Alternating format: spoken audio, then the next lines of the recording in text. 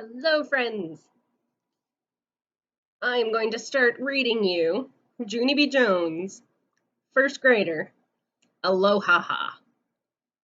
I thought this would be a good pick since we've got all this nice sunny weather right now, and it's kind of making me think about beaches. So this is chapter 1, and it's called Flinging. There we see Junie B. Friday. Dear first grade journal, I've got big news. I've got big news. Last night, Daddy told me a happy surprise, and it's called My Family is Going on an Exciting Vacation. And it is going to be the time of our life, I tell you.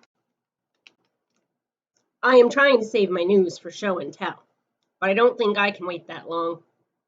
That is how come I am going to ask my teacher to start that activity right exactly now. Please stand by.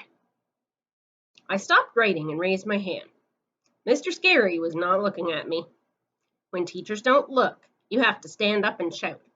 Or else, how are they supposed to notice you? Is that really how it works? I don't think so. I stood up and shouted, Mr. S! Mr. S! How long until we have show and tell, do you think? Mr. Scary wrinkled his eyebrows at me. I am not supposed to call him Mr. S, I believe. Please sit down, Junie B, he said. It's still journal time, and journal time is quiet time. I nodded. Yeah, I know. Only I'd actually like to wrap things up and get started with show and tell now. Mr. Scary sucked in his cheeks. Sit down, he said again.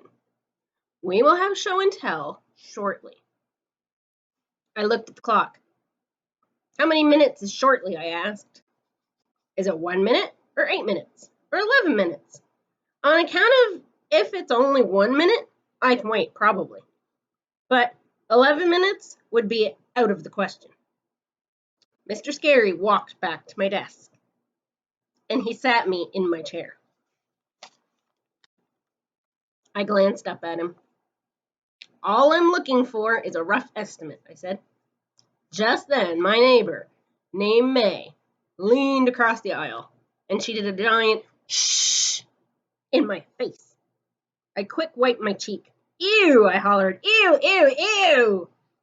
Cause May got spittle on me. That's why. And spittle is the grown-up word for spitooey. I zoomed to the back of the room, and I climbed on the stool to reach the faucet, but Mr. Scary beat me to it. He wet a paper towel and wiped my face. Thank you, I said. I needed that. Mr. Scary rolled his eyes. You're being very rambunctious this morning, aren't you, Junie B. Jones, he said. Ooh, that's $1 million word, rambunctious. I scratched my head at that vocabulary. Okay, you lost me on that one, I said. Rambunctious, he repeated. Rambunctious means... May's voice interrupted. Bad, she called out. Bunctious means bad, Junie Jones. You're being bad this morning. Bad, bad, bad, bad, bad. I turned to look at her. Her chair was spun around to face the back of the room. She was watching me like an audience.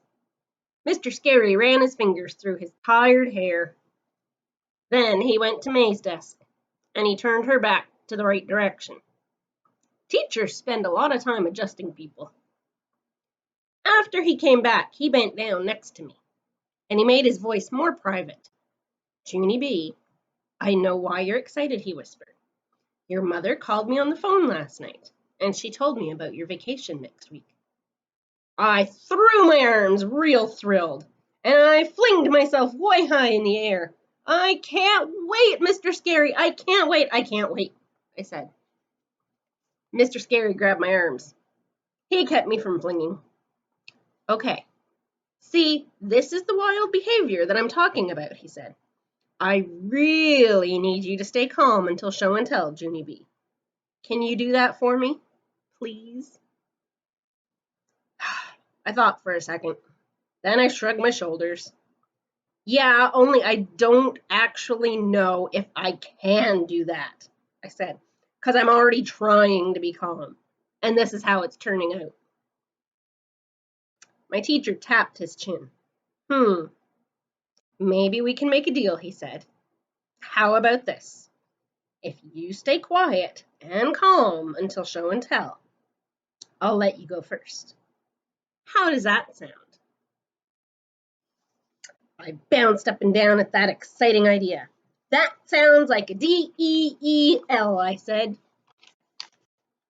You mean D-E-A-L, said Mr. Scary. Deal is spelled with an E, Junie B. Whatever, I said. After that, I twirled real fast in a happy circle, and I accidentally spun myself into the ground. On the way down, I knocked over the trash can and the sink stool. All of room 1 turned to look at me. I sat up and waved my fingers. Do not be alarmed, people. I am perfectly okay, I said. After that, I stood up and dusted myself off. Then I went back to my seat. I looked at the clock again. No minutes had passed at all. Hardly. I put my head down and did a groan. Time is as slow as a turtle. That is the end of chapter 1.